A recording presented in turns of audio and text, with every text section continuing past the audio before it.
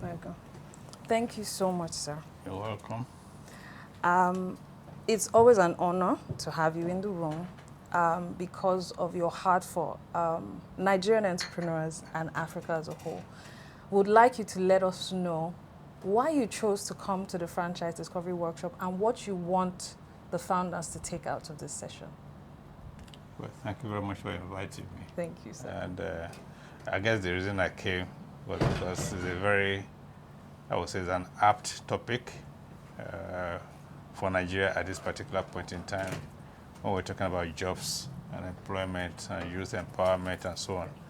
And so franchising maybe is just one of those tools we can use to accelerate the development of our businesses.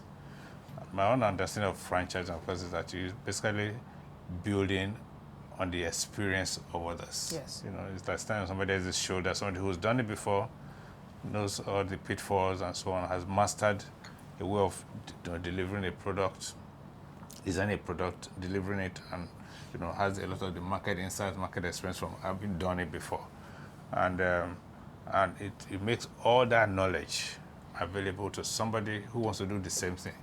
That's the idea of franchising. So it's like franchising gives you an opportunity to start a business without starting from scratch. Yes. You lean on the experience of other people that they have made available. Obviously not for free, but for a fee or for a slice of your returns.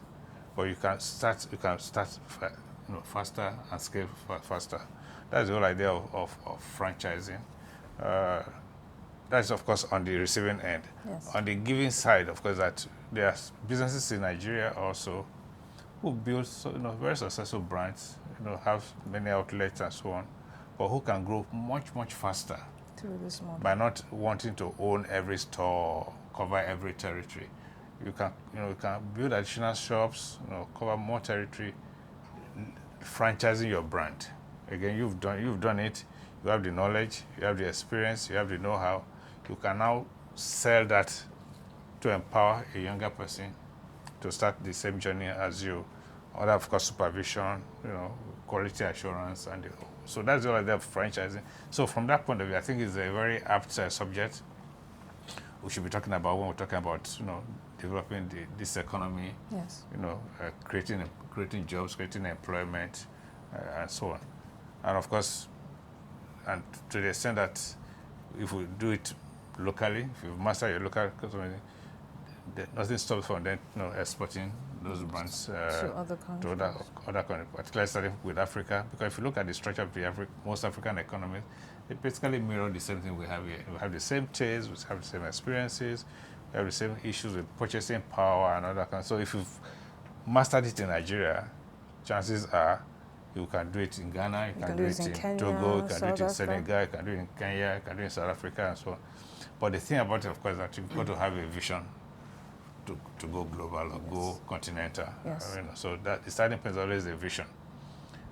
The know-how is there, and franchising, of course, is a body of knowledge that you can tap into to grow your business. Thank you so much, sir. So we're actually sitting in what will become the franchising hub, where we're manufacturing our brands to start thinking this way.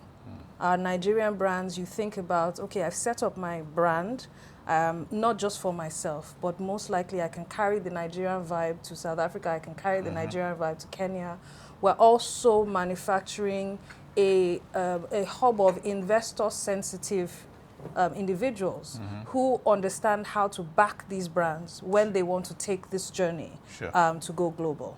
There's also another mix, which is the founders who want to leverage on the existing franchise. And these are the franchisees who want to buy both the Nigerian brand, the African brands, and even international brands. So these are the three key stakeholders that we are talking to sort of kickstart the economy.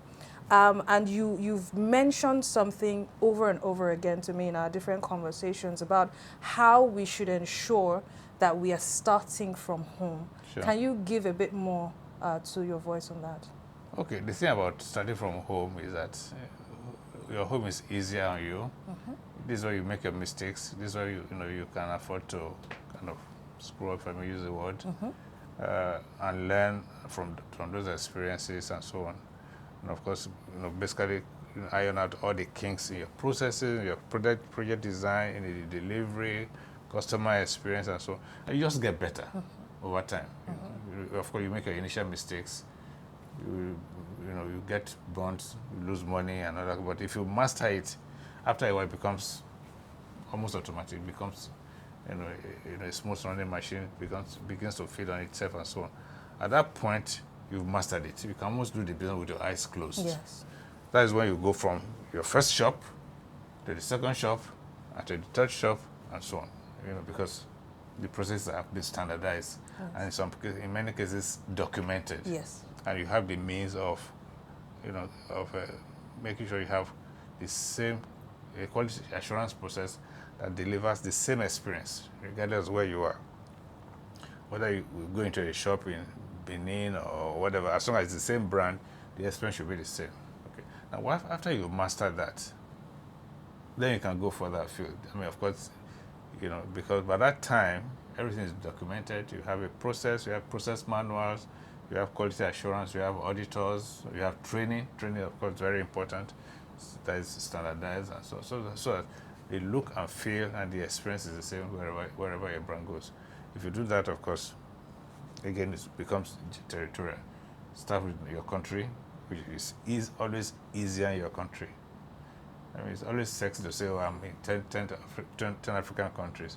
But where did But you start if from? you haven't mastered your country, chances are, if you haven't mastered your country, you will not succeed in most other countries. If you think your country if you think Nigeria is a difficult place to do business, Sure, wait another until you country. go to Gabon or go to Angola. Yes. A totally different environment where you don't speak their language, you don't know them, and so you don't know their whims and their caprices and so on. So it's always good. So the confidence with which you go there is a function of how grounded you are in your own country. I recently became a franchise consultant in addition to my certifications because I brought in the father of franchising, and he said that the definition of a franchisable brand is a brand that has a story, has multiple locations, Sure. and then is profitable. Sure. So when these brands now get to the point that they've achieved this, it is now that we now need to start talking to the consultants to help them transform what they've built into something that is exportable. Even if it's exportable within states, Sure. You've done the within state, then you've done inter-country, then continental, and then global. Yeah, So sure. at some point, the world is a global village. We do need the support, at least to kickstart the economy. And so that's why we asked again for your presence and your support to start up the franchise discovery workshop, so that some brands don't even know that they are franchisable yet. Sure. They've achieved this minimum level for which the consultant can start working with them so that they can go into micro franchising before major franchising. So thank you so much for joining us in the conversations today. We'll invite Adley and Newman into this conversation. So to tell us what they've done in other countries. Sure. What can we emulate? What can we co-create? Sure. So that we can start our own hub of franchising. Well, I would say congratulations for the initiative. Thank you, sir. It's a pioneering effort. People need to know the franchising story. Yes, sir. And for founders, and what I call aspiring entrepreneurs, what franchising basically tells you that you don't have to build your own brand from scratch. Yes, sir. You can piggyback and leverage your own brands that already existed that are available as franchises. Okay. It just gives you, you get the business off the ground much quicker. And hopefully, if you have a franchise, you're able to apply for a franchise and so on. Then raising the capital locally to get the business off the ground is a lot easier because a lot of things have been taken off. A lot of the risk factors have been taken off. So the other thing, of course, it's also good for Nigerian success stories to know that you don't have to own every shop. Yes. You don't have to cover every square inch of Nigeria with shops that you own.